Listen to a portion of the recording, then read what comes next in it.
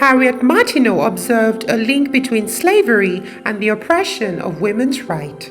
She's considered one of the first feminists and spent much of her lifetime fighting for these two causes.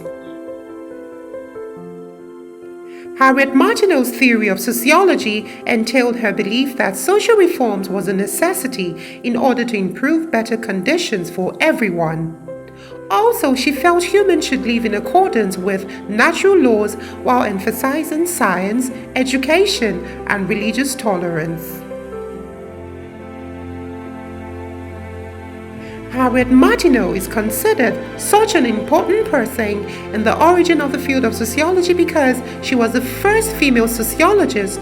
Additionally, she translated the works of Auguste Comté from French into English so many new individuals could study his teachings.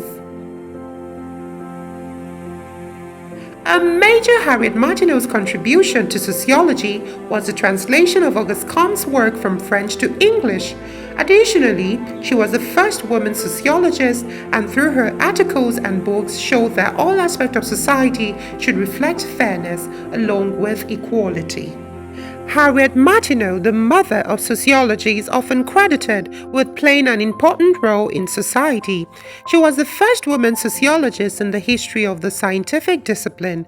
She was also well respected that she actually received a personal honorary invite to Queen Victoria's coronation in 1838. Not only was Martineau the first woman sociologist, but in 1853, she also translated the works of the father of sociology, Auguste Comte, from the French language to the English language. Additionally, she was a prolific writer of articles and books.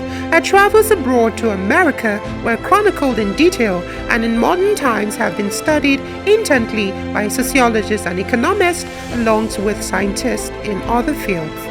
The Martineau Society operates to this day in Norwich, United Kingdom, to keep her legacy alive. In her later years, Martineau turned away from religion towards secularism and was ostracized by the members of her religious family.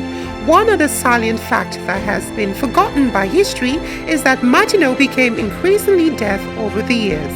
This may have shaped the way she viewed the world, and in her late stage of life, she left the crowded streets of London for the serenity of the English countryside. Martineau was born in England in the year 1802. Since the opportunity to study at a university was not afforded to women, she became a voracious and self-educated scholar. Her birth was roughly 19 years after the American victory at Yorktown, Virginia. She was about 10 years at the onset of the war in 1812, and she died in 1876, about 11 years after the end of the Civil War. Her emotions were likely deeply influenced by those wartime events. As far as Harriet Martineau's sociology contributions, her work actually preceded the work of many scientists, including esteemed thinkers such as Emile Durkheim and Max Weber. Martineau's translation of Comte's original writing was so respected by Comte himself that he actually started recommending it to his students. She was known to challenge the concept of ethnocentrism, or when a person evaluates another culture according to the norms of their own culture. Although Martineau admired many of America's democratic ideals and moral beliefs, she also decried the rampant hypocrisy she uncovered during her visit. For example, women, African American, Native American, and other minority groups did not seem to enjoy the same freedom as many of the male Caucasian American citizens.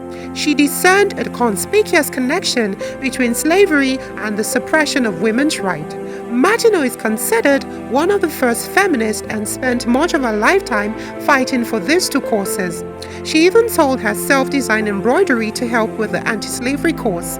Harriet Martineau fought tirelessly for causes such as abolition of slavery, prison reforms, religious freedom, women's rights, and workers' rights. Martineau had a career full of writing for various journals, newspapers, and of course her own books. Beginning in 1831, she began writing a series of stories called Illustrations of Political Economy. Using the utilitarian principle of gaining happiness and the teaching of Adam Smith on free trade, she hoped to teach ordinary people how to better understand things such as tariffs, taxes, and the state budget. This series gained her national notoriety and funded her travels to the United States for research. In her lifetime, she wrote over 1,600 articles and multiple books regarding her research on society. Martineau conducted a 2-year ethnographic study abroad in the United States from 1834 to 1836, observing and interviewing Americans of varying social classes, from the president and prisoners to slaveholders and abolitionists. One of Martineau's most known work include Society in America, is a result of this study in which he examined the moral principle and social practices of the United States and found great inconsistencies. For example, women were not allowed to vote, yet Martineau points out in this work that government in the United States have power to tax women who hold properties, to fine, imprison, and execute them for certain offenses. Per her conclusions, these government powers were not just in light of America's principles, since they were not derived from the consent of the women thus governed. Harriet Martineau died of bronchitis at the Knoll on 27th of June, 1876, aged 74. An autopsy revealed an ovarian cyst that had grown to 12 inches in diameter.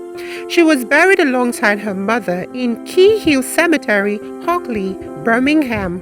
The following April, at Bronkerdale, her cousin's estate, much of Martineau's extensive art collection was sold at auction. Harriet had a unique view on death. She said, "I have not acquired any dread or dislike of death, but I felt for the first time a keen and unvarying relish of life." She explained how that, as she knew death was approaching, day by day she was not scared of it or dreading it. In fact, she even described how she did not let this knowledge impact her daily life activities.